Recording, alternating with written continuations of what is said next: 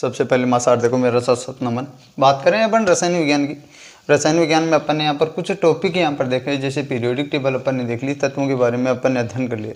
आज बात करें इन्हीं तत्वों की अपन परमाणु संरचना, यानी कि तत्व जो देखे हैं अपन ने, वो तत्व देखे हैं 118 तत्वों को आवर्त सारणी के रूप में अपन ने डिवाइड करके यहाँ पर देख लिया। क्या है डिवाइडेशन, वर्ग और आवर्त के रूप में, यानी कि वर्ग देखे थे अपन ने 8 और वर्ग देखे थे 18 और आवर्त देखे थे अपन ने 7, जिसमें अपन ने कंप्लीट पीरियोडिक टेबल आ गई थी, जिसमें अपन ने यहाँ पर ब्लॉक देखे थे एस, पी, डी और एफ ब्लॉक देखे थे। आज इन्हीं तत्वों की बात करेंगे, जिसमें सबसे पहले अपने को जो देखना है वो देखना है परमाणु संरचना। परमाणु संरचना क्या है, इसका प्रतिपादन है वो किसने किया था, कौन से वैज्ञानिक थे जिन्होंने इसका प्रतिपादन किया था। तो सबसे पहले एक वैज्ञानिक थे जिनका नाम है यहाँ पर जॉन डाल्टन, जिन्होंने यदि अपन देखें तो सन 1803 ईस्वी में यहाँ पर सबसे पहले परमाणु को अविभाज्य कण बताया था, यानी कि प्रकृति में पाया जाने वाला एक छोटा सा कण है परमाणु, उस परमाणु को यहाँ पर अविभाज्य कण जो बताया था वो जॉन डाल्टन ने बताया था। अक्सर कंपटीशन एग्जाम में ये क्वेश्चन पूछा भी जाता है कि अविभाज्य कण जॉन डाल्टन ने कब बताया था, तो 1803 में यहाँ पर इसके बारे में बताया था। फिर 19वीं शताब्दी में यहाँ पर इसके बारे में धीरे धीरे जानकारी प्राप्त हुई। जब इसके बारे में जानकारी प्राप्त हुई तो इसके अवपरमाणु के कण, यानी कि परमाणु जो था उसी परमाणु के अवपरमाणु के कण, अवपरमाणु के कणों के बारे में, यानी कि 19वीं शताब्दी में यहाँ पर पता चल गया। अब 19वीं शताब्दी में अवपरमाणु के कण जो थे वो कौन कौन से थे, उनके बारे में यदि अपन बात करें तो वो 3 अवपरमाणु मुख्य रूप से कण यहाँ पर खोजे गए, जिसमें पहला नाम है अपना इलेक्ट्रॉन, दूसरा नाम मैं लिख रहा हूँ यहाँ पर प्रोटॉन, और तीसरा है अपना न्यूट्रॉन। ये 3 अवपरमाणु के कण यहाँ पर खोज लिए गए, किसके, परमाणु के। अब इलेक्ट्रॉन, प्रोटॉन और न्यूट्रॉन है, उनकी जब खोज हो चुकी तो खोज की किसने, इस पर क्या आवेश पाया जाता है, इसका द्रव्यमान कितना होता है, उसी के बारे में अपन बात करेंगे। तो परमाणु, और उससे पहले मैं एक पिछली क्लास में भी अपन ने देख लिया था, पर यहाँ पर मैं एक बात कर ले हूँ परमाणु और अणु की परिभाषा की। परमाणु क्या है, यानी कि परमाणु की परिभाषा अपन ने वैसे देख ली थी, फिर भी मैं दोबारा यहाँ पर बता रहा हूँ आपको।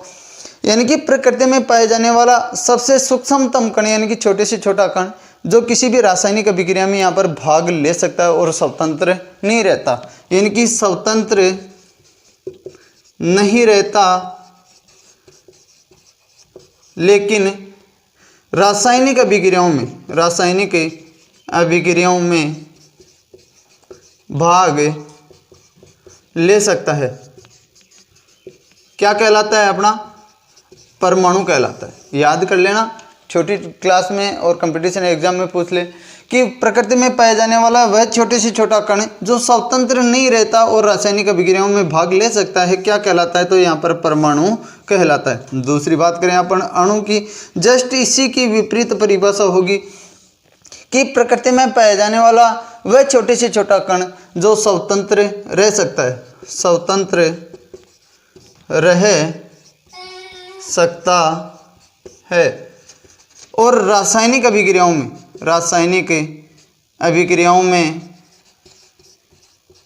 भाग नहीं ले सकता, क्या कहलाता है, अपना अणु कहलाता है। याद कर लेना बेटा, परमाणु और अणु की सिंपल सी डेफिनेशन है, यानी कि प्रकृति में पाए जाने वाला स्वतंत्र कण, यानी कि यहाँ पर स्वतंत्र नहीं रह सकता लेकिन रासायनिक अभिक्रियाओं में यहाँ पर भाग ले सकता है। बल्कि अणु के बारे में यदि अपन बात करें तो जो स्वतंत्र रह सकता है और रासायनिक अभिक्रियाओं में यहाँ पर भाग नहीं ले सकता, वो क्या कहलाता है, यहाँ पर अणु कहलाता है। अब परमाणु के भाग यहाँ पर बात करें अपन इलेक्ट्रॉन, प्रोटॉन और न्यूट्रॉन की, तो इलेक्ट्रॉन, प्रोटॉन और न्यूट्रॉन के बारे में यदि अपन देखें तो इसकी खोज किसने की थी। तो सबसे पहले यदि इनके बारे में बात करूं तो मैं एक छोटा सा सूत्र लिख रहा हूं इनको याद करने के लिए, जिसको आप आसानी से याद भी कर सकते हो, जैसे ईंट, पग, नाच। ईंट पग नाच से यहाँ पर एक फॉर्मूला, यानी कि सिंपल सब याद कर सकते हो इसको। ईंट पग नाच क्या है? ई का मतलब है इलेक्ट्रॉन और टे का मतलब यहाँ पर मैं लिख रहा हूँ थॉमसन। थॉमसन, इलेक्ट्रॉन की खोज किसने कर दी? थॉमसन ने कर दी। पे का मतलब है यहाँ पर प्रोटॉन और गे का मतलब है यहाँ पर गोल्डस्टीन। गोल्डस्टीन। न्यूट्रॉन में यदि अपन देखें तो सूत्र लिख रखा है मैंने नाच, ना का मतलब है न्यूट्रॉन और चे का मतलब है यहाँ पर चैडविक। यहाँ पर सिंपल तरीके से, इससे सिंपल तरीका आपको नहीं मिलेगा कि इलेक्ट्रॉन प्रोटॉन न्यूट्रॉन की खोज किसने की थी। तो याद करो बेटा, ईंट पग नाच। ईंट पग नाच में ई का मतलब है इलेक्ट्रॉन और टे का मतलब है थॉमसन, पे का मतलब है प्रोटॉन और गे का मतलब है गोल्डस्टीन, ना का मतलब है यहाँ पर न्यूट्रॉन और चे का मतलब है यहाँ पर चैडविक। यानी कि इलेक्ट्रॉन प्रोटॉन न्यूट्रॉन की यहाँ पर खोज हो चुकी है। परमाणु का अपरमाणु के कण 3 हैं यहाँ पर। इनमें यदि अपन बात करें आवेश की, तो इन पर आवेश है वो कौन सा आवेश होता है? याद रखो बेटा, इलेक्ट्रॉन जो होता है वो ऋण आवेशित होता है, अर्थात उस पर ऋण आवेश प्रेजेंट होता है। दूसरा, प्रोटॉन जो होता है वो एक धनावेशित कण होता है, उस पर पॉजिटिव चार्ज होता है। बल्कि न्यूट्रॉन है वो यहाँ पर क्या पाया जाता है? अपना उदासीन पाया जाता है, उस पर न तो धनावेश पाया जाता है और न ही यहाँ पर ऋणावेश पाया जाता है। अब इलेक्ट्रॉन प्रोटॉन न्यूट्रॉन के बारे में अपन यहाँ पर देख ली, इनकी खोज हो गई अपनी, जिनके बारे में अपन ने देख लिया, यानी कि किसने खोज की, जिसका शॉर्ट ट्रिक अपन ने देख लिया। अब उसके बाद में यदि अपन बात करें कि ये जो परमाणु है उस परमाणु का आगे मॉडल किसने दिया था, तो अपने एक वैज्ञानिक आए थे रदरफोर्ड। रदरफोर्ड जो वैज्ञानिक थे उन्होंने यहाँ पर इलेक्ट्रॉन प्रोटॉन न्यूट्रॉन के बारे में कंप्लीटली तो नहीं बताया था, पर यहाँ पर एक मॉडल दिया था। उस मॉडल में यहाँ पर कुछ जानकारी अपने को मिलती है जिसे अपन रदरफोर्ड का स्वर्ण पत्र प्रयोग भी कहते हैं। अब रदरफोर्ड का यदि परमाणु मॉडल अपन देखें या नाभिकीय सिद्धांत यदि देखें, तो रदरफोर्ड का परमाणु मॉडल के बारे में शॉर्ट बताऊँ आपको। क्या है रदरफोर्ड का मॉडल? रदरफोर्ड का नाभिकीय मॉडल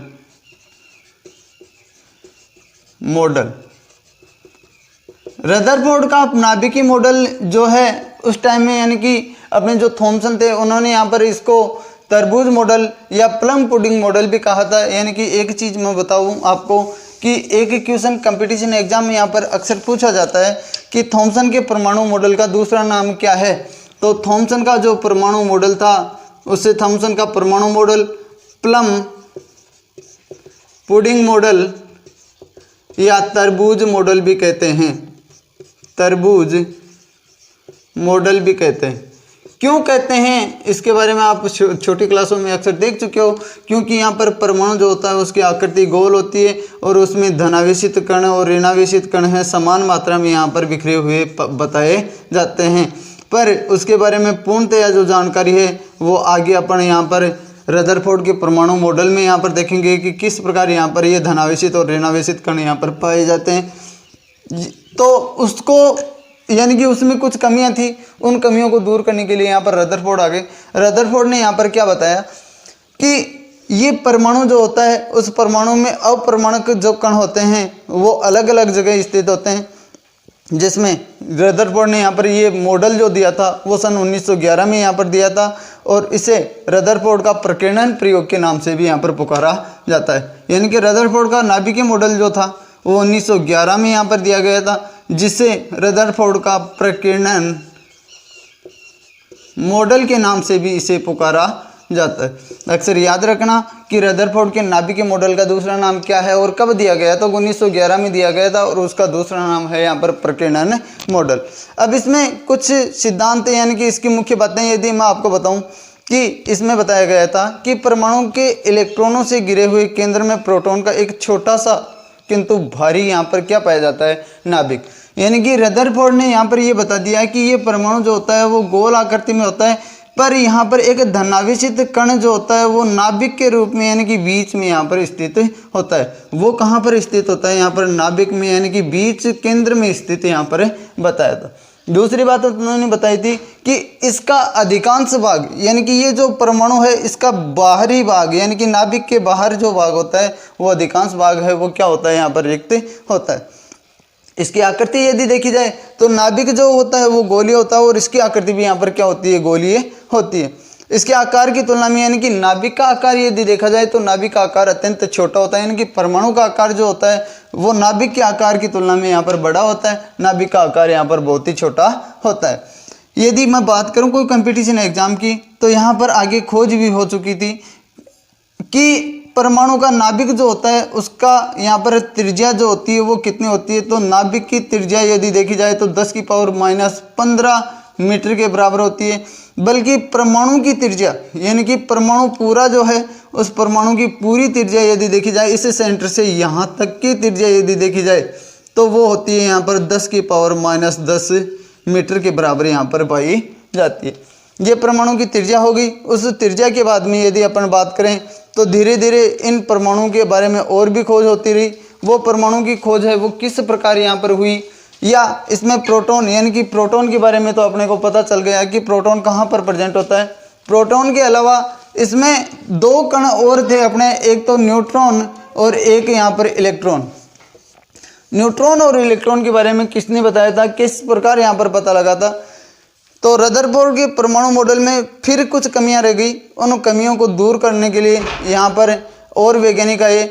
उसके बाद में यहाँ पर यदि अपन देखें तो रदरफोर्ड ने तो यहाँ पर बता दिया कि परमाणु का धनावेशित कण है इसके केंद्र के अंदर स्थित होता है, बल्कि ऋणावेशित कण है उसके चारों ओर यहाँ पर घूमते हुए उन्होंने बताए थे। और ज़्यादातर स्थान है वो यहाँ पर क्या बताया था, रिक्त स्थान बताया था। पर यहाँ पर इलेक्ट्रॉन की खोज जब हो गई तो यहाँ पर उसके लिए एक सिद्धांत आया अपना कि प्लांक का क्वांटम सिद्धांत। प्लांक का क्वांटम सिद्धांत यहाँ पर यदि अपन देखें तो एक सूत्र के द्वारा यहाँ पर डिनोट किया जाता है, प्लांक का क्वांटम सिद्धांत। प्लांक का क्वांटम सिद्धांत यदि देखें तो वो है अपना E = h μ। E इलेक्ट्रॉनों यानी कि प्लांक के क्वांटम सिद्धांत में h प्लांक की स्थिरांक, म्यू उसकी आवर्ती और ई है उसकी एनर्जी के द्वारा यहाँ पर डिनोट की जाती है। यानी कि क्वांटम की ऊर्जा, म्यू विकिरण की यहाँ पर कंपनावर्ती और एच है वो प्लांक का स्थिरांक यानी कि प्लांक स्थिरांक कहलाता है।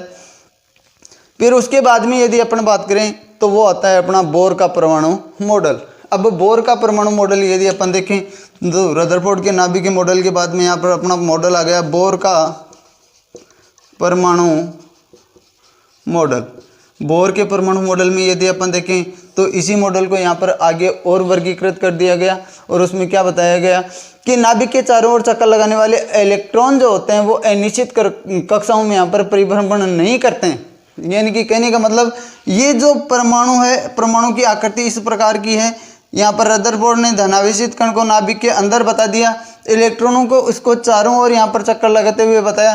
पर यहाँ पर बोर ने क्या बताया कि ये इलेक्ट्रॉन जो होते हैं वो अनिश्चित कक्षाओं में यहाँ पर चक्कर नहीं लगाते हैं, बल्कि यहाँ पर निश्चित कक्षाओं में चक्कर लगाते हैं। यानी कि बोर ने यहाँ पर क्या बताया कि निश्चित कक्षाओं में यहाँ पर ये चक्कर लगाते हैं। ये निश्चित कक्षाएं कौन सी हैं उसके बारे में यहाँ पर बोर ने ही बताया था, जिसमें यदि अपन देखें तो आगे और भी यहाँ पर सिद्धांतों में बताया रखा है। दूसरा यहाँ पर बताया कि जब कोई इलेक्ट्रॉन किसी स्थिर कक्षा में रहकर नाभिक के चारों ओर चक्कर लगाता है तो उससे ऊर्जा का ह्रास नहीं होता है, यानी कि नुकसान नहीं होता है। यानी कि बोर ने यहाँ पर ये बता दिया कि इसमें इलेक्ट्रॉन जो होते हैं वो निश्चित कक्षाओं में चक्कर लगाते हैं। अब ये यहाँ पर यदि मान लिया कि ये एक कक्षा है, ये दूसरी कक्षा है, ये यानी कि दूसरा मार्ग है, यहाँ पर इलेक्ट्रॉन चक्कर लगा रहे हैं तो चक्कर लगाने के फलस्वरूप यहाँ पर ऊर्जा का नुकसान नहीं होता है, यानी कि निश्चित मार्ग में यहाँ पर ये चलते रहते हैं। उसके बाद में यानी कि कुछ ऊर्जा का अवशोषण करके यहाँ पर इलेक्ट्रॉन नाभिक के निकट वाली कक्षा से यहाँ पर यानी कि उसमें कूदता है और दूसरी कक्षा के भीतर यहाँ पर कक्षा में भी यहाँ पर जाता रहता है, जिससे इलेक्ट्रॉनों का यहाँ पर क्या होता है उत्सर्जन, यानी कि ऊर्जा का उत्सर्जन होता है। और उत्सर्जन और अवशोषण के कारण यहाँ पर इसमें ऊर्जा जो होती है वो समान बनी रहती है, जिससे इलेक्ट्रॉन चारों ओर यहाँ पर चक्कर लगाते रहते हैं। यानी कि अपने यहाँ पर परमाणु मॉडल देखें तो रदरफोर्ड ने यहाँ पर प्रोटॉन के बारे में बता दिया और बोर ने यहाँ पर अपने को क्या बता दिया, इलेक्ट्रॉन के बारे में बता दिया। इलेक्ट्रॉन को कक्षाओं के अंतर्गत यहाँ पर बता दिया। और कक्षाओं में यदि देखें तो बोर ने यहाँ पर यह भी बताया कि कोई भी परमाणु है उसमें यहाँ पर कक्षाएं कितनी होती है, किस प्रकार से उनको डिवाइड किया जाता है। तो उन कक्षाओं के बारे में यानी कि कक्षाएं जो बताई थी बोर ने तो यहाँ पर ये कक्षाएं बताई थी कि पहला यानी कि नाभिक के पास में जो कोष पाया जाता है या कक्षा पाई जाती है उसका नाम यहाँ पर उन्होंने क्या दिया था के। बाद में यहाँ पर दूसरी कक्षा बताई थी एल, तीसरी कक्षा बता दी अपने को एम, चौथी कक्षा यहाँ पर बता दी अपने को एन। और उसके बाद में भी यदि अपन और भी कक्षाएं देखें तो उसमें यदि संख्या देखें तो के एल एम एन और बाद में लास्ट वाली है यहाँ पर ओ। उसके बाद में भी अपने को रिक्वायरमेंट हो तो अपन और भी कक्षाओं का निर्माण यहाँ पर आसानी से कर सकते हैं। अब बोर ने यहाँ पर अपने को दोबारा मैं आपको ये सामने यहाँ पर बता रहा हूँ कि बोर ने जब ये परमाणु मॉडल बनाया था तो यहाँ पर अपने को कोष बता दिए यानी कि कक्षाएं जो बता दी, उन कक्षाओं में यहाँ पर इलेक्ट्रॉन भरने का सही तरीका अपने को नहीं बता पाए।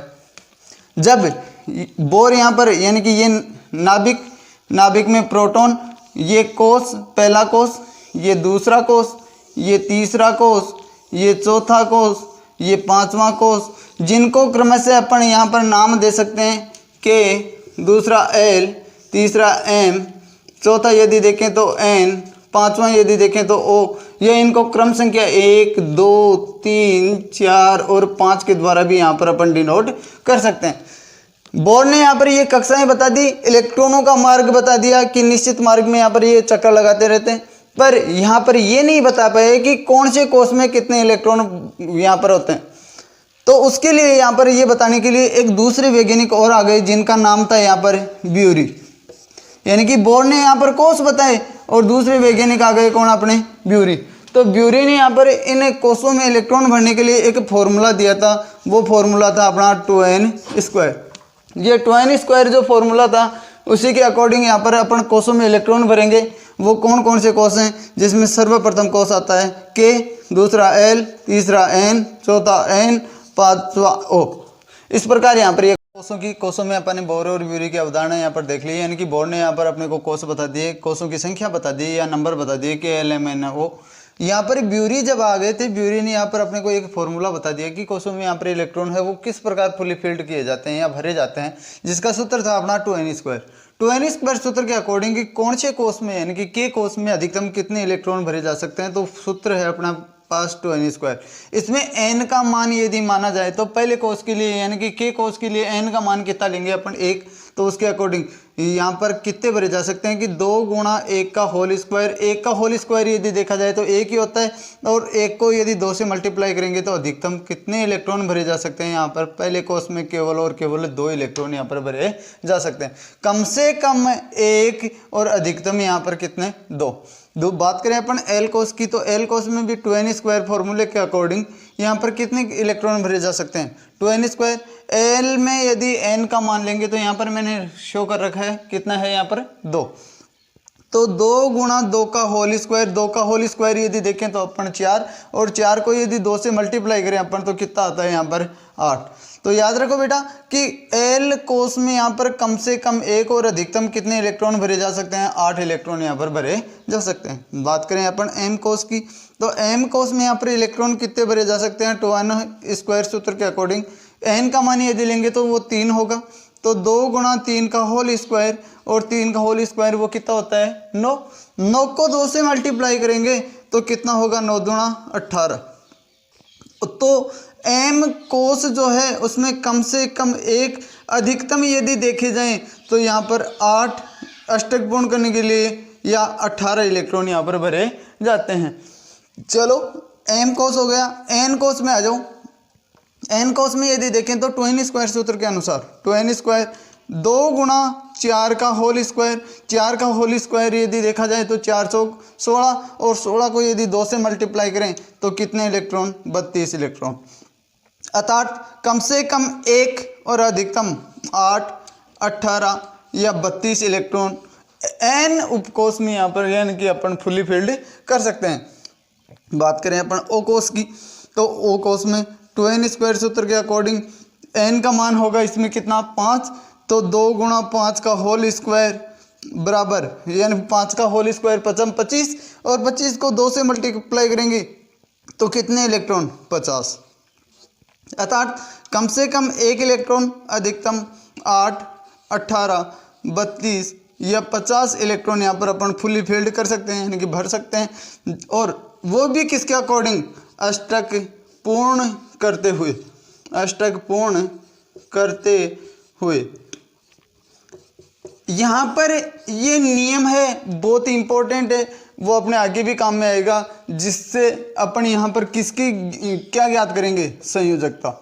यानी कि कोई भी तत्व है वो उसकी संयोजकता क्या होती है, किस प्रकार यहाँ पर निकाली जाती है, किस प्रकार यहाँ पर अपन ज्ञात कर सकते हैं, उसके बारे में अपन इसी बोर और ब्यूरी के सिद्धांत और अष्टक पूर्ण करते हुए अपन यहाँ पर संयोजकता की गणना करेंगे। वो किस प्रकार यहाँ पर गणना की जाती है उसके बारे में भी मैं बताऊँ, शॉर्ट में आपको बताऊँगा।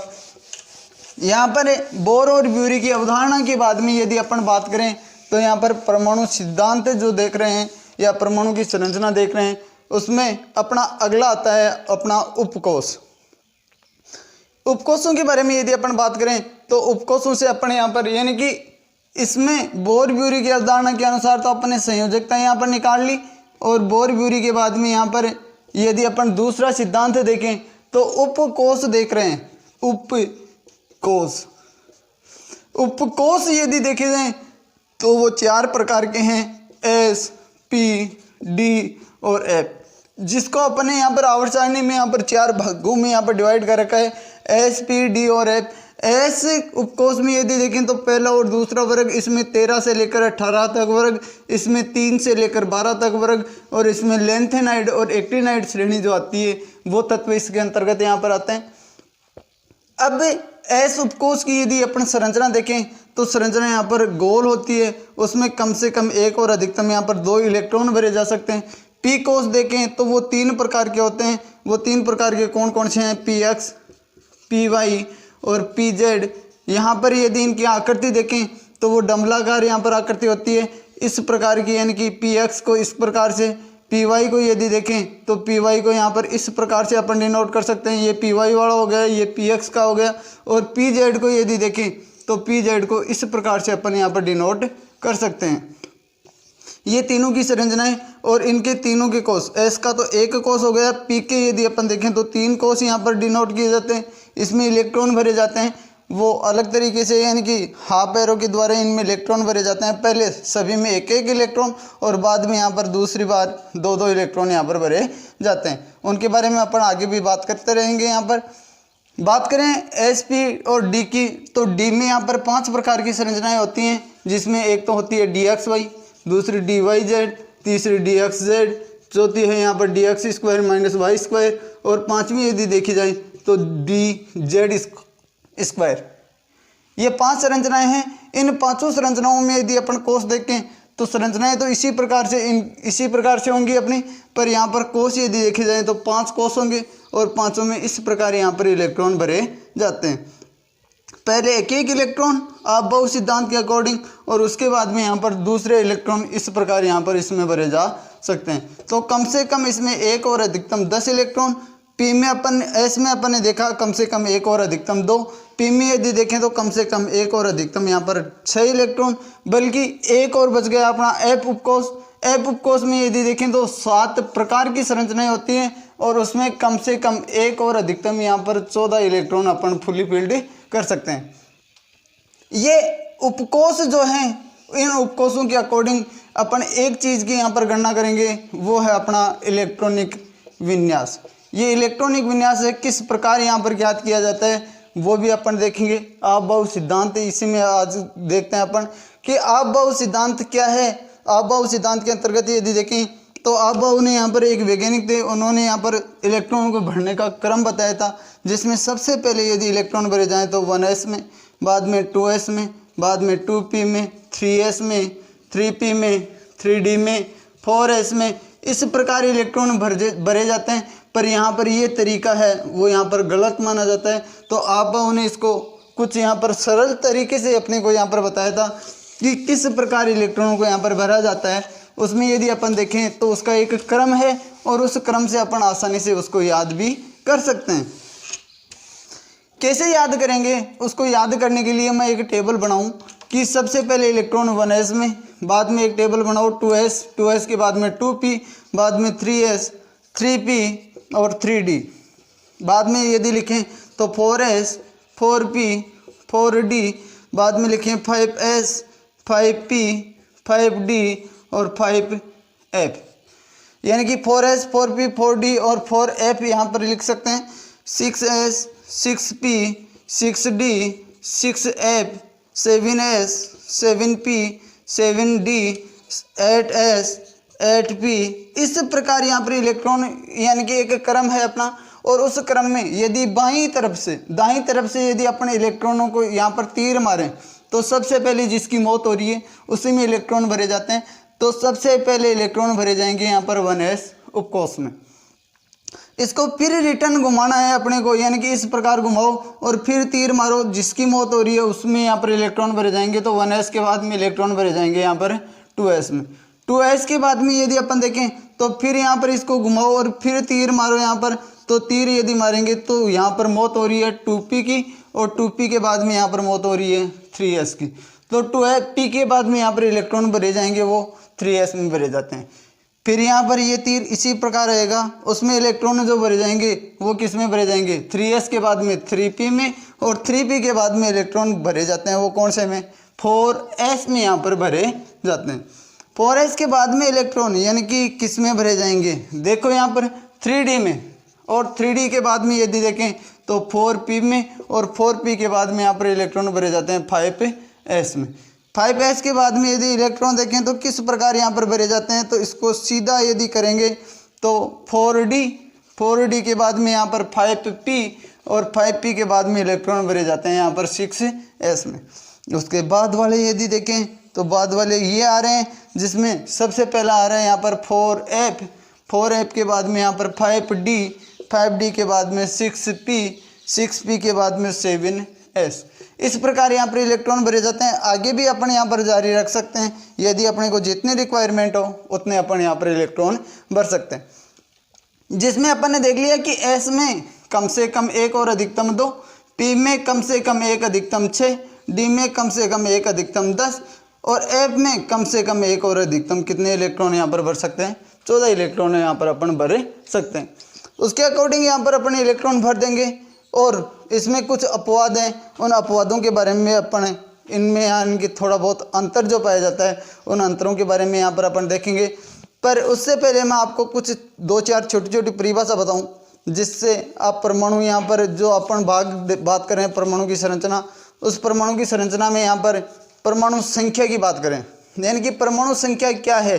तो परमाणु संख्या का फॉर्मूला क्या होता है कि Z जो होता है उसके द्वारा डिनोट किया जाता है, यानी कि परमाणु संख्या को Z के द्वारा डिनोट करेंगे, जिसमें Z क्या है, यानी कि कोई भी तत्व जो होता है उस तत्व में कुल प्रोटॉनों की जो संख्या होती है, उन कुल प्रोटॉनों की संख्या को अपने यहाँ पर क्या कहते हैं, यहाँ पर परमाणु संख्या कहते हैं, जो इसका एटॉमिक नंबर भी यानी कि परमाणु क्रमांक भी कहलाता है।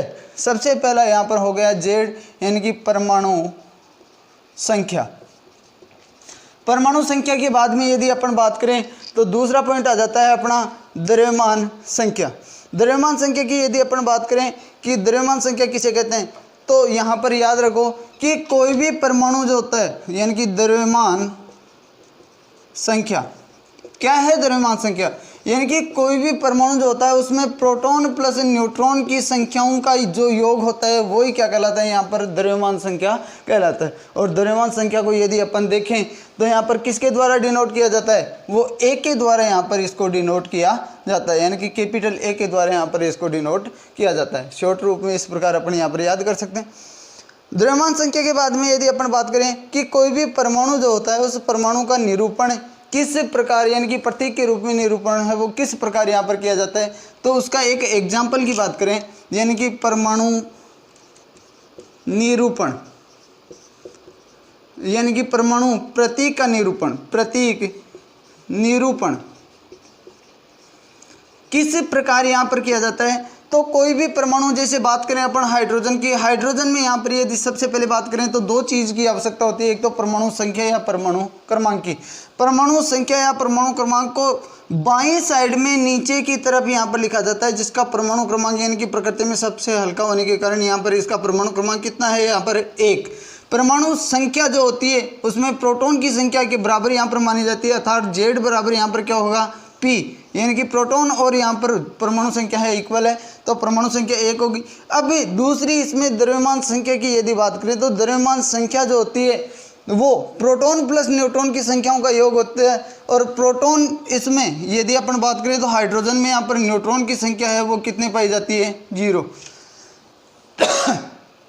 जब 0 पाई जाती है तो इसमें इसका प्रतीक जो हो जाएगा वो क्या हो जाएगा, यहाँ पर 1H1।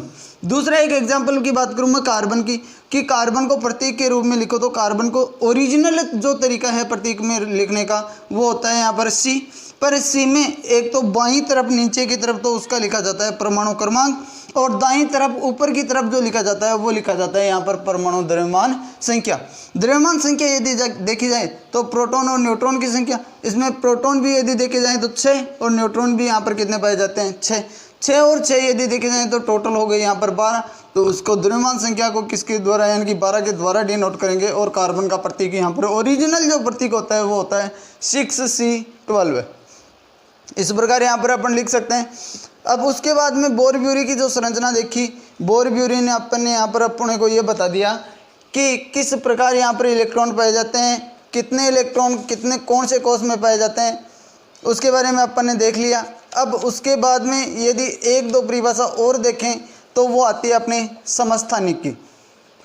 समस्थानिक किसे कहते हैं, समस्थानिक क्या है, यानी कि ऐसे परमाणु यानी कि प्रकृति में पाए जाने वाले ऐसे परमाणु जिनकी परमाणु संख्याएं समान, यानी कि परमाणु जो संख्या होगी परमाणु संख्या समान परंतु द्रव्यमान संख्या भिन्न भिन्न पाई जाती है या अलग अलग पाई जाती है, वो क्या कहलाता है, यहाँ पर समस्थानिक कहलाते हैं। यानी कि जिनकी द्रव्यमान संख्या जैसे कार्बन की 12 है, परमाणु संख्या यहाँ पर 6 है, पर कोई दूसरा यदि देखा जाए तो इसमें दूसरा भी ले सकते हैं कि 6C12 के साथ में 6C14, यानी कि ये इसी का एक एग्जाम्पल है। इसी का दूसरा एग्जाम्पल यहाँ पर हाइड्रोजन वाला भी लिख सकता हूँ मैं, वो देख लो, जिसमें 1H1 1H2 और 1H3, जिसमें इसके नाम भी याद कर लेना बेटा।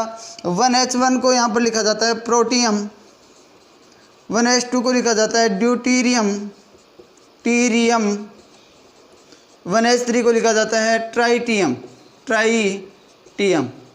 इस प्रकार इनके नामकरण अपने यहाँ पर दे सकते हैं, जिसमें हाइड्रोजन के 3 समस्थानिक और कार्बन के 2 समस्थानिक आपके सामने है, जिसमें परमाणु संख्या यहाँ पर समान, पर देखो यहाँ पर लिख रखा है मैंने कि जिसकी परमाणु संख्या समान होती है लेकिन द्रव्यमान संख्या यहाँ पर भिन्न भिन्न पाई जाती है, वो क्या कहलाते हैं, यहाँ पर समस्थानिक कहलाते हैं। जिसमें एग्जाम्पल 6C12 और 6C14, जिसमें प्रोटॉन और न्यूट्रॉन में प्रोटॉन की संख्या समान पर न्यूट्रॉन की संख्या यहाँ पर अलग अलग पाई जाती है। इसमें न्यूट्रॉन की संख्या 6 है, बल्कि इसमें न्यूट्रॉन की संख्या वो कितने होती है, 8 होती है। इसमें न्यूट्रॉन की संख्या भी यहाँ पर अलग अलग पाई जाती है, इसमें 1, इसमें 2 और इसमें 3, यानी कि अलग अलग यहाँ पर प्रोटॉन और न्यूट्रॉन की संख्या के अकॉर्डिंग इनको डिवाइड कर रखा है। इनकी प्रकृति में प्रेजेंटिटी यदि देखी जाए तो प्रोटियम सबसे ज़्यादा, ड्यूटीरियम उससे कम और ट्राइटियम सबसे कम यहाँ पर प्रकृति में पाया जाता है। ये अपना समस्थानिक हो गया। समस्थानिक के बाद में यदि दूसरी परिभाषा यानी कि इसमें कुछ नाम बात करूँ, यानी कि हाइड्रोजन के समस्थानिक जो होते हैं, यानी कि ये 3 समस्थानिक हैं, 1H1 1H2 और 1H3, वो सबसे ज़्यादा यहाँ पर रेडियो सक्रियता का भी गुण दर्शाते हैं। यानी कि इसमें रेडियो सक्रिय पदार्थों में यदि देखा जाए तो यहाँ पर ये हाइड्रोजन के समस्थानिक ही यहाँ पर पाए जाते हैं। अब एक क्वेश्चन कंपटीशन एग्जाम में और पूछ ले कि प्रकृति में ऐसा कौन सा तत्व पाया जाता है जिसमें सबसे ज़्यादा यहाँ पर समस्थानिक पाए जाते हैं, तो सबसे ज़्यादा समस्थानिक में यहाँ पर एक तत्व है यहाँ पर जिसका प्रतीक है PO, और PO का नाम है यहाँ पर पोलिनियम।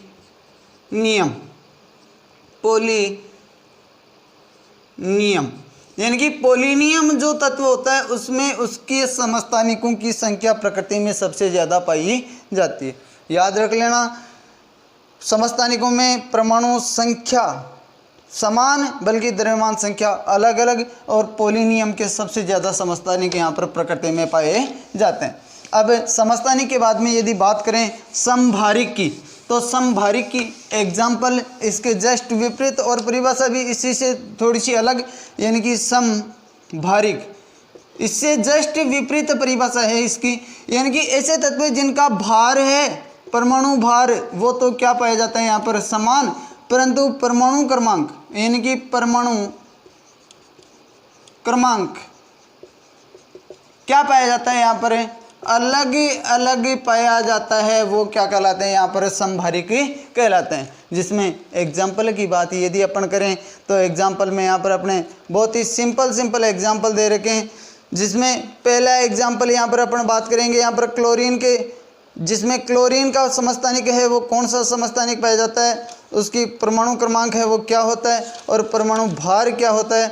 उसमें यदि अपन बात करें तो क्लोरीन के अलावा एक एग्जाम्पल मैं और बताऊं आपको कि 18 आर्गन 40, इसमें परमाणु क्रमांक 18 आ रहा है, परमाणु भार यानी कि द्रव्यमान संख्या यहाँ पर कितनी आ रही है 40 आ रही है। दूसरा 19 पोटेशियम 40, 19 पोटेशियम 40, और तीसरा एग्जाम्पल है 20 कैल्शियम 40।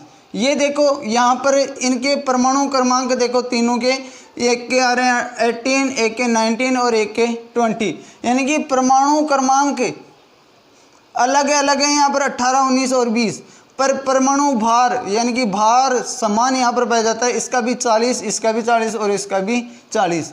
पहला एग्जाम्पल ये रहा। दूसरा एग्जाम्पल की यदि अपन बात करें तो दूसरा एग्जाम्पल है यहाँ पर 6C14 और 7N14, ये दूसरा एग्जाम्पल किसका समभारिक का, यानी कि इसके भी द्रव्यमान संख्या देखो, द्रव्यमान यहाँ पर 14 और इसके भी 14, कार्बन का द्रव्यमान परमाणु क्रमांक 6, नाइट्रोजन का परमाणु क्रमांक 7, ये इसका समभारिक। दूसरा यदि अपन बात करें तो तीसरा एग्जाम्पल है 11 सोडियम, यानी कि परमाणु क्रमांक सोडियम का जो होता है वो कितना है यहाँ पर 11, इसका परमाणु भार है यहाँ पर 24, और 12 है मैग्नीशियम 24, ये इसका तीसरा एग्जाम्पल, जिसमें परमाणु क्रमांक यहाँ पर अलग अलग बल्कि द्रव्यमान संख्या यहाँ पर क्या पाई जाती है, इनकी समान पाई जाती हैं। अब इसी में बात करें कि इसके गुण जो होते हैं वो एक दूसरे से भिन्न होते हैं और ये सर्वथा अलग अलग यहाँ पर पाए जाते हैं, बल्कि यहाँ पर रेडियो सक्रिय तत्वों में बीटा कणों का उत्सर्जन यहाँ से ही यहाँ पर किसका निर्माण होता है, समभारिक का यहाँ पर निर्माण होता है। अब उससे अगली बात करें अपन समय न्यूट्रॉनिक की। समय न्यूट्रॉनिक किसे कहते हैं, यानी कि नाम से यहाँ पर परिभाषा डिफाइन हो रही है, जिनमें यानी कि परमाणु संख्या और द्रव्यमान संख्या दोनों तो यहाँ पर भिन्न भिन्न हो, यानी कि परमाणु संख्या व द्रव्यमान संख्या अलग अलग हो, पर यहाँ पर न्यूट्रॉनों की संख्या यदि देखी जाए तो न्यूट्रॉनों की संख्या यहाँ पर क्या पाई जाएगी, समान पाई जाएगी। ऐसे तत्व यहाँ पर क्या कहलाते हैं, अपने सम न्यूट्रॉनिक कहलाते हैं। जिसमें एग्जाम्पल की बात करें तो 15 फास्फोरस 31, और उसी के जस्ट आगे यदि बात करें तो 14 सल्फर 30, यानी कि इसमें परमाणु संख्या और द्रव्यमान संख्या देख लो, यहाँ पर परमाणु संख्या दोनों की अलग अलग है, द्रव्यमान संख्या यदि देखी जाए तो वो भी अलग अलग, यानी कि 31 और 30, पर न्यूट्रॉन की संख्या यदि देखी जाए तो न्यूट्रॉन की संख्या यहाँ पर इसमें दोनों में क्या पाई जाती है, समान पाई जाती है, यानी कि 16 न्यूट्रॉन यहाँ पर इन दोनों में यहाँ पर प्रेजेंट होते हैं। अब सम न्यूट्रॉनिक का दूसरा एग्जाम्पल यदि अपन देखें तो 23 वेनेडियम 51 और 24 क्रोमियम 52, 23 वेनेडियम 51 और 24 क्रोमियम 52, इनमें भी यदि देखा जाएगा तो इसमें ये भी यहाँ पर न्यूट्रॉनों की संख्या है वो क्या होती है यहाँ पर समान, और समान न्यूट्रॉनों में यदि देखी जाए तो इसमें न्यूट्रॉन की संख्या जो होगी वो 28 होगी। देखो परिभाषा के अकॉर्डिंग जिनकी परमाणु संख्या ये 23 और ये क्या है 24, वह द्रव्यमान संख्या ये 51 और ये क्या है यहाँ पर 52, क्या है यहाँ पर अलग अलग, दोनों की यहाँ पर अलग अलग है, पर यहाँ पर न्यूट्रॉनों की संख्या है वो समान पाई जाती है। कितने हैं यहाँ पर 28, वो क्या कहलाते हैं यहाँ पर अपने सम न्यूट्रॉनिक कहलाते हैं। सम न्यूट्रॉनिक के बाद में एक छोटी सी डेफिनेशन और अपने पास है यहाँ पर समय इलेक्ट्रॉनिक। समय इलेक्ट्रॉनिक किसे कहते हैं, समय इलेक्ट्रॉनिक इसकी भी परिभाषा यहाँ पर नाम से ही डिफाइन हो रही है कि ऐसे तत्व जिनमें न्यूट्रॉनों की संख्या है वो यहाँ पर क्या पाई जाती है, समान पाई जाती है, वो क्या कहलाते हैं यहाँ पर सम न्यूट्रॉनिक कहलाते हैं। अब सम न्यूट्रॉनिक में एग्जाम्पल में बात करूँ, यानी कि इलेक्ट्रॉनों की संख्या, इलेक्ट्रॉन की संख्या समान यदि पाई जाती है वो क्या कहलाते हैं अपने सम इलेक्ट्रॉनिक। सम इलेक्ट्रॉनिक में जैसे एग्जांपल है Na+।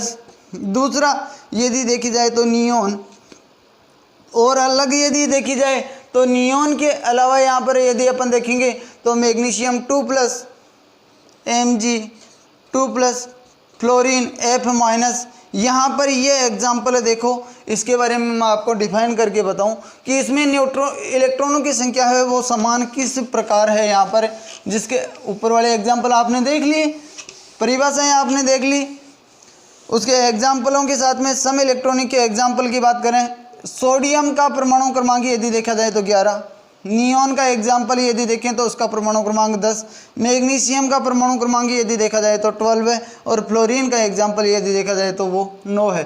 पर इसमें आवेश की संख्या देखो, सोडियम पे 1 आवेश दे रखा है, नियोन पर कोई आवेश नहीं दे रखा है, मैग्नीशियम पर यदि देखें तो 2+ के आवेश दे रखे हैं, और फ्लोरीन पर यहाँ पर 1- का आवेश दे रखा है। तो ये क्या शो कर रहे हैं, यानी कि सोडियम है वो 1 इलेक्ट्रॉन दे रहा है, यानी कि 11। यहाँ पर ये एक बात याद रखो कि कोई भी तत्व का परमाणु क्रमांक Z जो होता है उसमें प्रोटॉन और न्यूट्रॉन की, प्रोटॉन और इलेक्ट्रॉन की संख्याओं की यहाँ पर क्या पाया जाता है, बराबर पाया जाता है। प्रोटॉन और इलेक्ट्रॉन की संख्या है वो यहाँ पर क्या होगी, समान होगी, यानी कि जितने प्रोटॉन होंगे उतने ही यहाँ पर इलेक्ट्रॉन होते हैं, और जितने प्रोटॉन होते हैं वही उसकी परमाणु संख्या होती है। तो इसमें प्रोटॉन भी 11 और इलेक्ट्रॉन भी यहाँ पर कितने हैं, 11। पर एक इलेक्ट्रॉन है वो यहाँ पर क्या कर रहा है, डिनोट कर रहा है, दे रहा है किसी को। तो एक इलेक्ट्रॉन यदि दे देगा तो इसके पास इलेक्ट्रॉन की संख्या कितनी बची, 10। नियोन है, नियोन के पास प्रोटॉन और इलेक्ट्रॉन की संख्या है वो 10 है, तो यहाँ पर केवल और इस पर कोई आवेश नहीं है तो कुछ नहीं होगा, यानी कि 10 ही मानी जाएगी। बात करें मैग्नीशियम की तो मैग्नीशियम में प्रोटॉन की संख्या 12 और इलेक्ट्रॉन की संख्या यदि देखी जाए तो वो भी कितनी है, 12। पर यहाँ पर देखो आवेश की संख्या कितनी दे रखी है, 2+, यानी कि 2 इलेक्ट्रॉन दे रहे हैं, तो 2 इसमें से घटाने के फलस्वरूप यहाँ पर इलेक्ट्रॉनों की संख्या कितनी शेष रह जाएगी, 10। देख लो 3 एग्जाम्पल हो गए। फ्लोरीन, फ्लोरीन का परमाणु क्रमांक कितना है, 9, तो प्रोटॉन की संख्या भी 9 और इलेक्ट्रॉन की संख्या भी कितनी है, 9। पर यहाँ पर माइनस चार्ज दे रहे हैं। माइनस चार्ज का मतलब होता है कि किसी से इलेक्ट्रॉन यहाँ पर ये क्या कर रहा है, ले रहा है। लेने का मतलब ले रहा है तो इसमें एक संख्या अपने क्या करनी है, अपने को जोड़नी है, तो 9 और 1 10, यानी कि टोटल इसमें संख्या कितनी हो जाएगी, 10।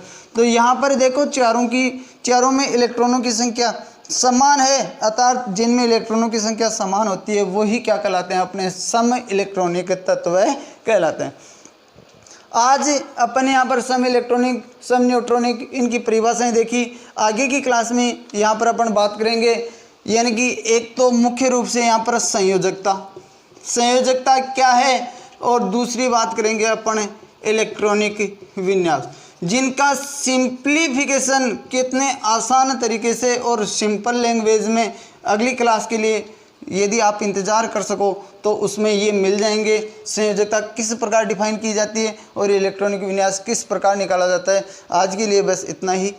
यदि चैनल को, यानी कि Sunil science study, SUNIL science study channel को यदि सब्सक्राइब नहीं किया है तो सब्सक्राइब अवश्य करें और मुझे ग्रोथ करने में सहयोग करें। आपका अपना सुनील कुमार। जय हिंद, जय माँ भारती, जय माँ शारदे, जय हिंद।